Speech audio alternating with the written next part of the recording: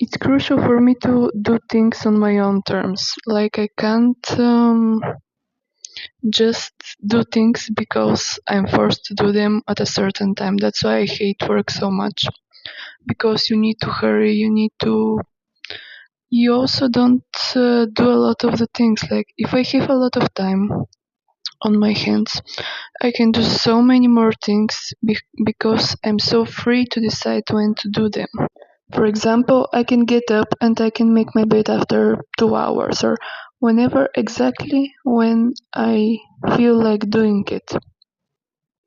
It damages my nervous system so much when I'm not free to do the things when I want to do them, when I'm not given the freedom to be absolutely comfortable.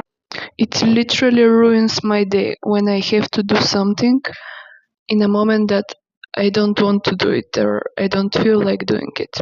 But if I can do it just in time, whenever I feel like it, that's my ideal life.